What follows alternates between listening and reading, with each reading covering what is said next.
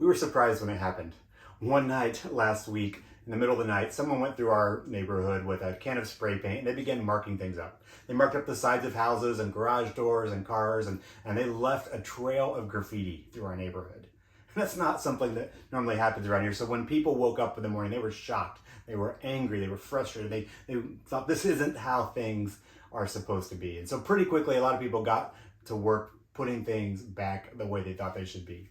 I actually went for a walk this morning around my neighborhood, and you can still see places where people haven't even touched the graffiti. It's still just like it was. Other places you can see where people have painted over it, but it clearly doesn't match the things around it. Other places you can see where people have worked hard to scrub away what was marked up, but it's still damaged. You can still see a faint mark of the damage that was done. Other places, actually, people have fully replaced things and removed all signs of the damage. You know, it's shocking when something like that happens to our property and people work hard to get things back to how they're supposed to be. But I wonder, like, what if that's true in other parts of our life as well? What happens when things get graffitied and damaged? Are we ready and willing to do the work to get things back to how they're supposed to be? I'm Jeff Lovell. I'm the creator and founder of the Great Life Project. I help successful, creative founders and executives build a life they love with people they love while still accomplishing their best work. Help you design a great life. And one of the essential elements to living and having a great life is a sense of deep and authentic purpose. Now, the problem with that, and one of the things I help my clients recognize along the way, is that our sense of purpose, our sense of identity, often gets graffitied and damaged along the way. We oftentimes fall for a false sense of purpose as well. In fact, I'd say there's lots of different kinds of inauthentic purpose that we have to consider before we can actually help people get and move towards living with authentic purpose. Today, I want to show you just a few of the kinds of authentic purpose that maybe are kind of graffitiing and marking up your life and that can lead you down the wrong path. And so if we consider what those are and we begin to pay attention to them and notice them in our own life, it can help us begin to move back away from them, to kind of begin to scrub away the damage, replace the damage that's going to do the hard work to move towards getting things back to how they're supposed to be, back towards authentic purpose.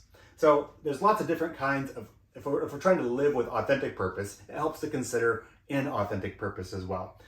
For example, one kind of inauthentic purpose is there's all these different me's out there that I want to be, right? There's the me that I wish I was, right? The me I wish I was. You know, we all have these dreams and ideas of what we thought our life would be like, what we thought we would live like. You know, I wish I was a better basketball player. I wish I had a different degree, or I wish I had grown up in a different location, or I wish my family situation had been different, or I wish I'd had that opportunity, or, you know, all kinds of wishes that we have, right? Maybe they're born out of regrets or just desires that we have, but there's the me's that I wish I was, but they're not the me's that I really am, right? So that's just a lot of people chase this, and it's a form of inauthentic purpose. But there's also the me that others, or that I think others want me to be, right? The me that others want me to be, or that I think others want me to be. We have expectations from our family or from our coworkers, our community, our neighborhood, our spouse, whoever it is, that we have these expectations that sometimes kind of send us in a certain direction, right?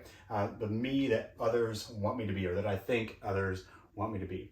Also, here's a real one. There's the me that others will pay me to be. Pay me to be. Right?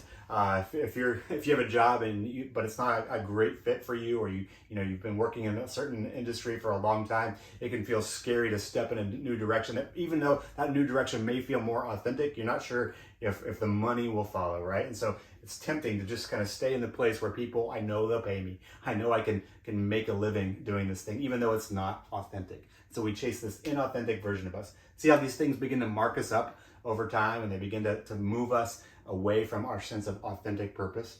A couple others, there's the me that succeeds. Sometimes because I've succeeded doesn't mean that's who I am. It's just that I found success in a certain way, and so I want to continue to do these things to keep feeding that sense of success. There's also the me that has failed along the way. And sometimes my sense of purpose or identity is marked by that, and I kind of think that that must be who I really am. It graffitis, it covers over that deeper sense of real, authentic purpose. Here's two more. There's the me that I pretend to be. A lot of people, it's common for us in different situations, different settings, to kind of put up a certain front, a certain, the me that always has it all together, or the me that can't show weakness, or maybe the me who is always trying to be nice to people or people pleasing. Like, there are different versions that we pretend to be. And finally, the last one here, there's the me that I think I should be.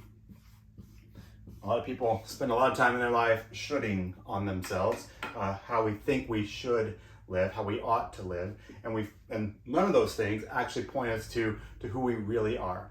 So some of the first work we do to help people gain a sense of authentic purpose is to walk through kind of a catalog of different kinds of inauthentic purpose. And so I wonder for you today, are there any of these that jump out to you? In fact, I would say, I would challenge you.